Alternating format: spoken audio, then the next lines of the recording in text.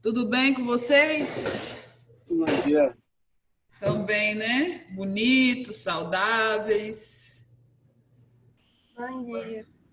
É pré-requisito estudar nessa escola ser bonito, né? Professora linda, aluno lindo, todo mundo bonito, autoestima lá em cima. Tudo bem com vocês? Tudo, né? Tá com coragem, né, Manuel? Tô vendo sua coragem. Daniel, pelo amor de Deus, pelo menos senta, amado, para olhar para tia Marcela. Isso, fofinho. Tô... Olha quem é. Não aguenta me ver brilhar sozinha. Ei, pessoal, bom dia, bom dia. Mas o Daniel tá deitado, né? Ele só assiste minha aula assim. Ai, meu Deus do céu, vou te contar, hein? Somos íntimos. Crianças, sobre o trabalho interdisciplinar, vocês recordam, né, que nós fizemos a divisão dos grupos, vocês escolheram tal. Essa semana, até quarta-feira, o Gustavo vai pegar uma aula para poder explicar direitinho como que vai funcionar, tá bom? A partir daí, vocês terão um mês para construir o trabalho. Fechou? Trabalho, ó, moleza para vocês. Vamos lá. Ana, o nosso trabalho lá da sua proposta, eu vou ter que encaixar dentro daqueles 10 pontos de atividade. Mas eu estou tentando convencer Danilo ainda, tá? Não desistir, não. Ele adorou a ideia, só que a gente tem que saber aonde eu vou dar ponto. Mas vai ser legal, vai ser massa. Deixa eu autorizar a Nicole aqui.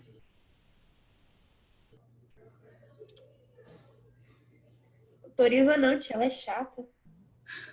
Tá bom. Ninguém gosta dela. Opa, ela tá aí. Oi, Nicole, te amo. Ai, ai.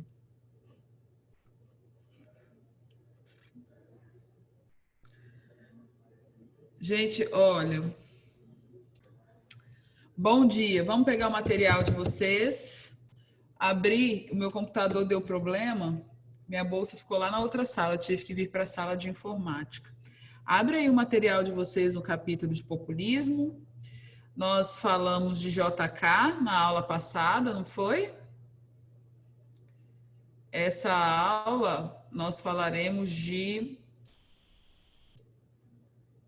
Jânio Quadros.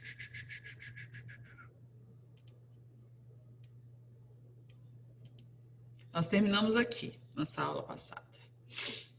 Tá? Vamos recordar aqui, né? É a nossa terceira aula de populismo, terceira aula nesse capítulo. Eu adoro essa fase da história, gente. Eu gosto bastante, assim. Eu acho que é um momento que eu queria ter vivido, é uma fase da história, assim. Tem duas fases da história que eu queria ter vivido. 1848, ali aquele surgimento das ideologias, Primavera dos Povos, eu queria ter vivido aquilo ali. E as décadas de 50 e 60 no Brasil, eu queria ter vivido. Eu acho que deve ter sido muito legal, né? Tanta transformação ao mesmo tempo. Eu acho lindas roupas, eu acho tudo lindo. Nós paramos aqui, né? Falando do governo de JK, do que ele significou, do que ele nos trouxe e dos prejuízos também que nos deixou, né? Então, lembrando que na promessa dos 50 anos em 5, ele realmente construiu muitas estradas, construiu nossa capital, investiu na construção de hidrelétricas. Contudo, para fazer tudo isso, ele pegou muito dinheiro no mercado internacional, nos deixou extremamente endividados, num momento de fragilidade, porque nós estávamos vivendo a Guerra Fria ali, né? Essas disputas de influência acabaram fazendo com que o Brasil ficasse um pouco dependente de outros países, do Fundo Monetário Internacional, né? Com quem JK, inclusive, rompe no final do seu governo. Agora a gente vai falar de um governo meteórico, né?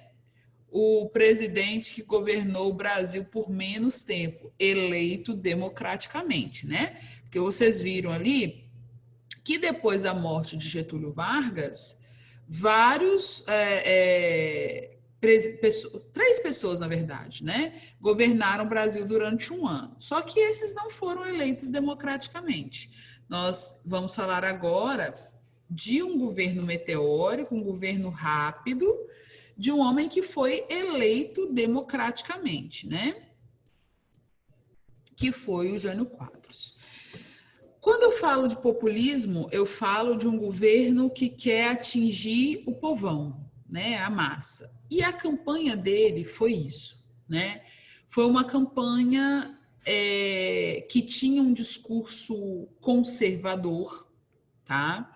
Tinha um discurso que falava muito da família, da religião, tinha um discurso voltado para os interesses da ala conservadora da política brasileira. E aí eu destaco para vocês que, apesar de Jânio Quadros pertencer ao partido do PTN, ele teve apoio da UDN. A UDN a gente não pode esquecer, porque ela vai estar envolvida em todas as manifestações aqui. Lembra que a UDN é aquele partido que representava os interesses dos donos das telecomunicações no Brasil, dos donos das multinacionais, dos grandes industriais. Então, a UDN vai se simpatizar com esse discurso conservador de Jânio Quadros, tá? Que fez uma propaganda muito intensa em volta da moralidade, usando, inclusive, uma vassoura como sua garota propaganda. A música dele, da campanha dele, chamava-se Varre, Varre, Vassourinha. Era tipo um sambinha que falava que ia varrer a corrupção do Brasil, ia varrer a mamata. Só que Jânio Quadros estava disputando com quem essa eleição? Com o Teixeira Lott, que era um militar ligado ao Partido dos Trabalhadores Brasileiros e ao Partido Social Democrata. Então, era um militar de uma participação mais de esquerda dentro dessa ideia aí que nós temos hoje. E o Jânio Quadros, ele vem com esse discurso conservador que agrada muito a direita brasileira. E a direita brasileira tinha um grande partido, e esse partido era a UDN. Nós falamos da UDN aqui durante a Era Vargas, falamos novamente para que você entenda que depois de JK, o Brasil fez uma escolha por Jânio Quadros, que tinha um discurso mais conservador ligado à direita, tá? E para vice-presidente, porque nesse momento você votava para presidente e para vice-presidente separadamente, foi eleito João Goulart. João Goulart, se você prestou atenção na aula passada, foi ministro de Vargas. E era como se fosse o afilhado político de Vargas, era uma pessoa muito próxima de Vargas. É de João Goulart a ideia da lei das remessas dos lucros extraordinários. Então, ele era um homem bem populista de esquerda, né? Então, você vê que o cenário político aí dá uma embaraçada, né? Porém, quando ele chega nesse patamar, como diz o outro, ele chega numa carreira política muito rápida também, né? Ele chega numa carreira política rápida, repleta de sucessos, com uma propaganda extremamente moralista, como eu disse para vocês, as pessoas participavam do comício dele, e quando saiu a musiquinha da vassourinha, as pessoas levavam a vassoura para a campanha, para o comício. Agora eu queria que vocês parassem para pensar neste ano especificamente. Nós estamos em 1961. 1961, vocês estudaram lá no 9º ano. Foi o ano mais complexo da Guerra Fria. O mundo, nessa época, vivia ali dividido entre Estados Unidos e União Soviética. Foi o ano mais complexo, por quê? Porque foi o ano da crise dos mísseis. Foi o ano em que, por muito pouco, o mundo não viveu uma terceira guerra. Foi o momento em que a União Soviética e os Estados Unidos estiveram mais próximos de um conflito. Aí o Brasil vai e elege Jânio Quadros. Até aí tudo bem. Se ele é conservador ligado ao UDN, no cenário internacional, o Brasil estava bem, correto? Só que o discurso foi uma coisa e a ação foi outra. Olha o discurso, olha qual que foi a base da campanha dele. Defesa da austeridade dos gastos públicos. Por que que ele faz isso? Porque nós estávamos abandonando um governo que não teve responsabilidade com os gastos públicos e nos deixou bastante endividados, ok? Combate à inflação, que é uma questão que o Brasil já estava vivendo, e eu já expliquei para vocês o que é inflação, que é quando o valor, o nosso poder de compra diminui, e essa diminuição de poder de compra está diretamente ligada ao congelamento dos salários e ao aumento das coisas no supermercado, que é o que nós estamos vivendo agora, né? E o apoio à classe média e o proletariado. Marcela, você disse que o discurso dele era conservador. Sim, mas populista. Ele estava tendo o apoio da UDN, mas ele precisava do apoio da população, por isso o discurso era esse. O que se esperava dele, uma vez que agora eleito, que ele continuasse seguindo ali, mais ou menos, entre Dutra, né? Uma coisa meio que Dutra, logo depois de Vargas se aliou aos Estados Unidos, né? Viveu aquela crise do pós-guerra, mas como também tinha um discurso um pouco conservador, ficou ali alinhado aos Estados Unidos. Só que o Jânio Quadros começou a ter ações diferentes dentro do país e fora do país. Internamente, como presidente, ele foi extremamente conservador. Propôs de cara, olha só, na campanha ele disse que ele estava do lado dos operários e do proletariado, o congelamento dos salários.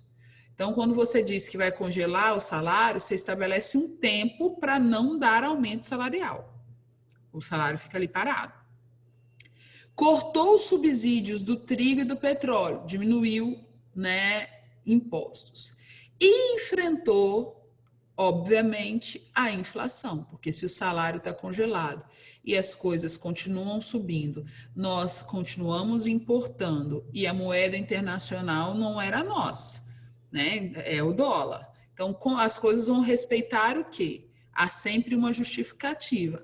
Se o dólar subiu, produto tal vai subir, principalmente o trigo. Outra coisa que ele faz dentro desse processo de moralismo é propor leis, e ele consegue aprovar, extremamente regressoras, como, por exemplo, primeiro eu até concordo, é proibido até hoje, né, a briga de galo. Briga de galo é proibido por conta do sofrimento do animal, da aposta que é feita, isso aí tudo bem, obrigado.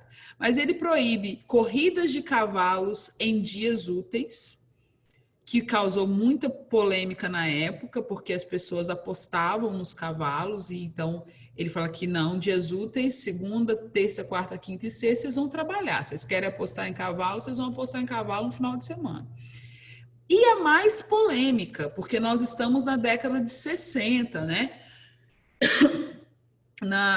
Nos anos dourados, as mulheres ali começam a ter suas primeiras grandes e significativas conquistas no que diz respeito à liberdade, coisa e tal. ele vai e proíbe o uso de biquínis. E se você insistisse em ir de biquíni à praia, ia preso. Tinha que usar só maiô. E o maiô bem comportado, tá? Já externamente, ele teve uma política mais ofensiva. Por quê? Estamos em 1961. O Brasil era aliado dos Estados Unidos desde o final da Segunda Guerra Mundial. O que ele resolve fazer? O Brasil não precisa de se alinhar a ninguém. O Brasil vai ser independente. Ele faz esse olhar meio que varguista, né? Porque Vargas era nacionalista, mas em termos da Guerra Fria, ele ficou na posição que o Brasil já tinha com Dutra. Mas o que ele quis fazer? Ele quis potencializar as nossas riquezas para diminuir a nossa dependência do mercado internacional. Vargas, né? Já Jânio Quadros disse o seguinte: olha, nós não vamos manter uma política de alinhamento. Guerra Fria é assunto de União Soviética e Estados Unidos. Nós vamos comercializar com todo mundo. O Brasil estava rompido com a União Soviética desde 1946.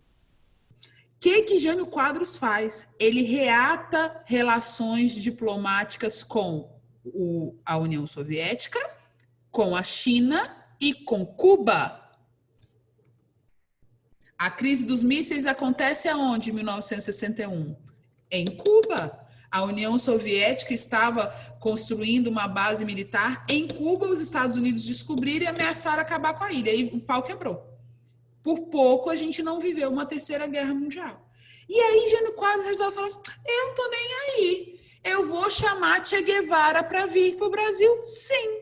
Quem era Che Guevara? Revolucionário da Revolução Cubana, best friend de Fidel Castro, que os Estados Unidos odiavam na época, e o maior inimigo do capitalismo. Che Guevara era o cara mais odiado dos países capitalistas, dos homens de direita. Ele só não recebeu o Che Guevara como recebeu com honras de Estado. Sabe o que significa isso? Ele recebeu o Che Guevara como se o Che Guevara fosse um presidente de um país. E deu a Che Guevara a Ordem Cruzeiro do Sul, que é a maior honraria que o Estado brasileiro oferece. Gente, imagina a reação do mundo, né? Nesse momento. Como assim? O Brasil está fazendo o quê? Como? Sendo que a gente veio de um governo de JK que estava devendo tudo que podia ao FMI, estava comprometido até o pescoço, e ele resolve simplesmente romper. Não, nós vamos ter relações comerciais com os dois, com quem quiser. Vem cá, União Soviética, vamos conversar. Vem cá, China, vamos conversar. Vem cá, Cuba, vamos conversar. Na mesma hora, o DN, epa, acabou. Você perdeu o nosso apoio no Congresso. Ele, perdendo o apoio da UDN e de outros partidos com esse olhar de direita, ele perde toda a base para governar, né? Ele perde o apoio dos grandes empresários do Brasil e o apoio da imprensa, que a gente sabe muito bem, tem um poder muito grande em cima da massa. E aí ele começa a ser pressionado. Olha, você está sem base política, seu partido já não vê as suas ações com bons olhos. O que ele faz? Na cabeça de Jânio Quadros, quem não queria ele era o DN, mas o povo queria. Na cabeça dele, como ele foi bem eleito e com aquele discurso moralista da vassourinha e tudo mais, o povo não deixaria ele deixar de governar. Então ele faz uma jogada. Ele escreve uma carta de renúncia e entrega ao Congresso Nacional, achando que o Brasil ia parar para colocá-lo no poder, para pedir para que ele ficasse no poder. E isso não acontece. Tudo isso que eu contei para vocês aqui, tudo isso que eu contei para vocês, durou 7 meses. É até conta de mentiroso. O governo de Jânio Quadros durou 7 meses. Mas esses 7 meses nos trouxeram consequências políticas muito sérias. Por quê? Essas imagens correram o mundo. Correram o mundo na Guerra Fria, no auge dela, no ano mais difícil dela. O vice de Jânio Quadros era João Goulart. E aonde estava João Goulart quando Jânio Quadros resolve fazer essa loucura? Na China. China comunista. A China que tinha passado por uma revolução. A China que estava despontando como uma potência comunista. E aí o que o Congresso faz? Vai e entrega o poder para o presidente da Câmara dos Deputados na época, que era o Ranieri Mazzilli. Só que, por direito e eleito democraticamente, o cargo deveria ser de Jango. Jango é o apelido de João Goulart. E aí começa um problema, uma briga política enorme dentro do Brasil. Porque os militares aliados ao UDN e os empresários não queriam que João Goulart voltasse da China. Não queriam. Ameaçaram, inclusive, prendê-lo no aeroporto. O medo desse comunismo que assombrava e assombra até hoje, quem não sabe ler, nem sabe interpretar, fez com que esses grupos políticos entrassem numa confusão muito grande. O que a gente faz agora? Aí vai nascer no Brasil uma campanha chamada Campanha da Legalidade. Não pode esquecer, tá? Ou Frente da Legalidade.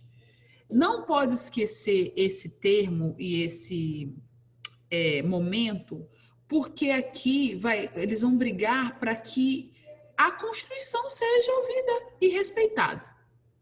O que era legal?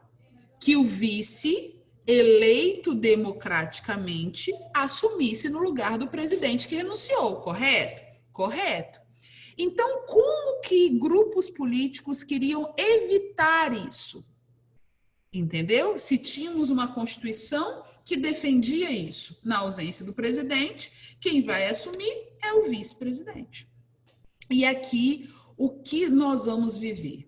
Uma campanha liderada por um político do PTB muito conhecido, muito famoso, até hoje citado, né, pelo próprio partido na sua história, né, que é o Leonel Brizola.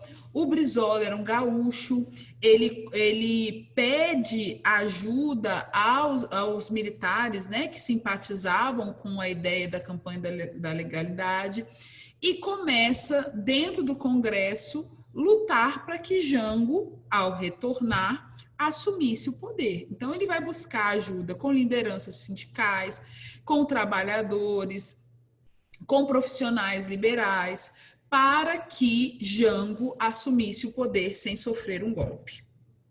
Olha só, lembrem-se que a história do Brasil é uma história cheia de golpes. Quantos golpes Getúlio Vargas deu?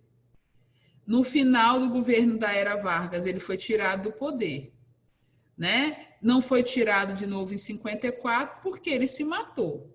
Agora, vamos lembrar deste momento aqui para vocês entenderem o golpe civil-militar lá na frente. João Goulart volta para o Brasil, sabe?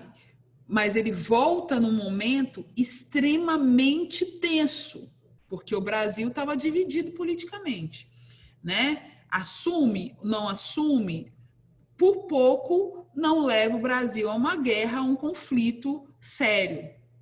E aí o Congresso resolve, então, votar uma emenda constitucional. Tá bom.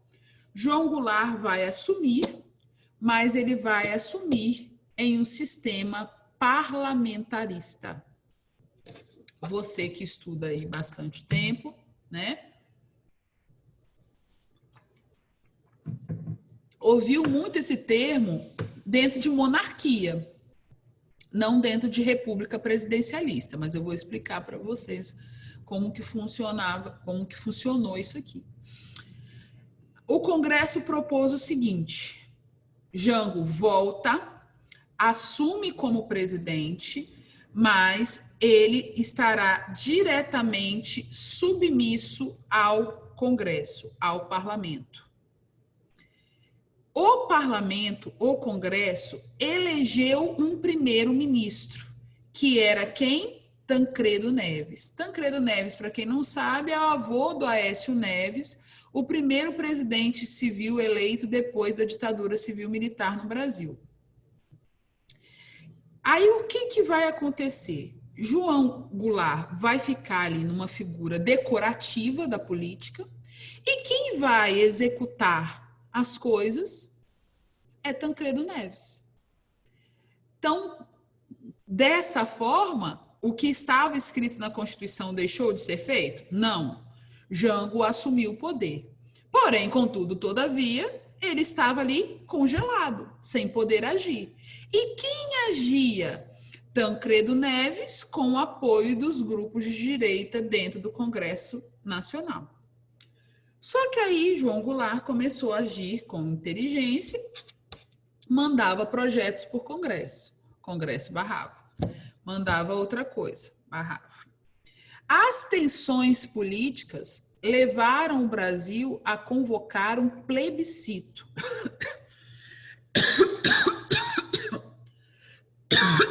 Perdão.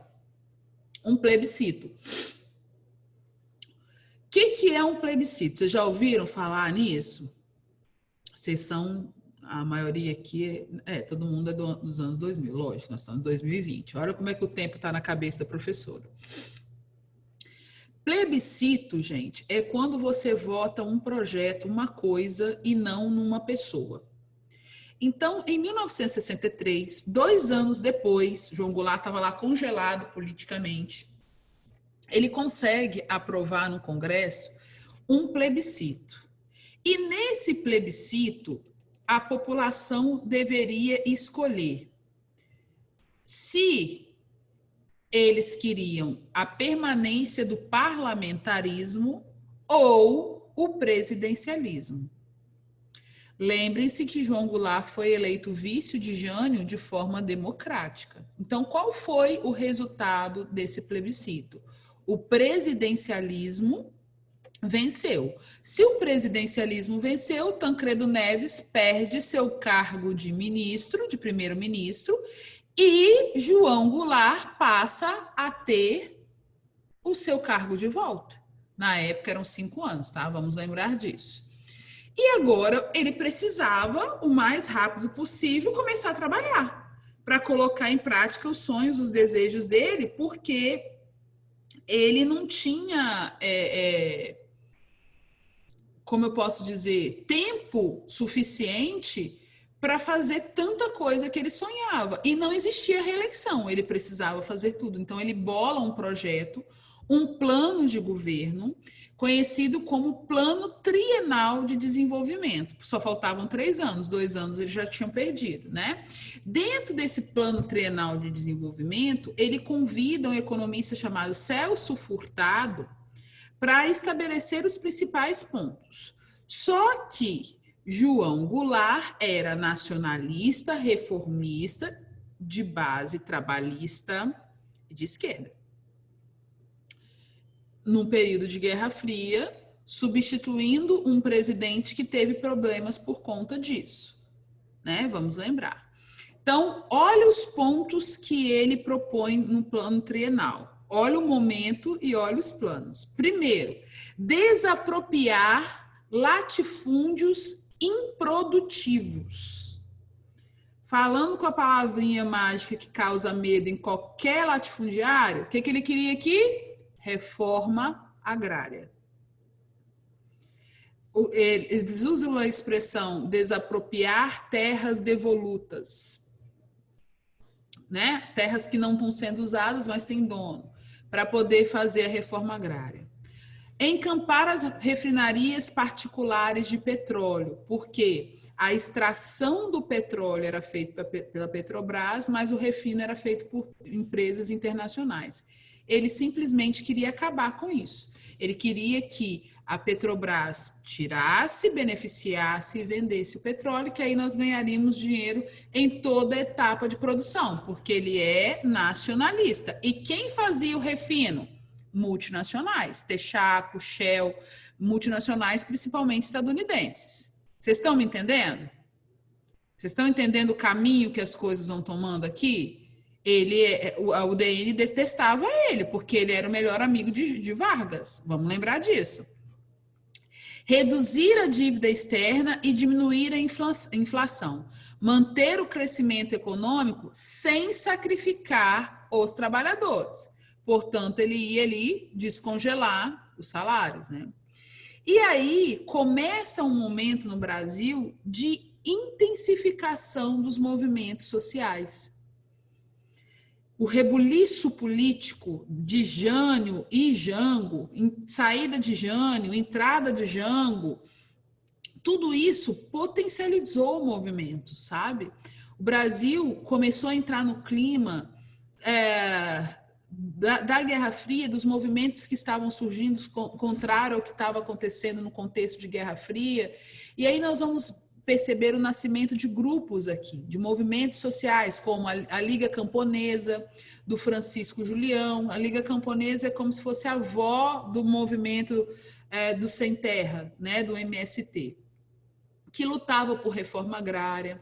Vai nascer e se fortalecer como movimento político também a União Nacional dos Estudantes, com representantes das universidades federais e de todo, né, o Brasil, a Juventude Universitária Católica, que representava ali não só um grupo religioso, mas também a Pontifícia Universidade Católica, né, a PUC, e a Central Geral dos Trabalhadores, que hoje é Central Única dos Trabalhadores, a CUT. Então, você vai perceber aqui, né, o fortalecimento de ideologias dentro do nosso país, grupos políticos que vão começar a questionar muita coisa, sobretudo os lucros extraordinários que essas multinacionais estavam tendo aqui dentro. A maior parte dos grupos que surgiram são grupos de base popular, né? Portanto, eram grupos que questionavam a postura da UDN, por exemplo, né?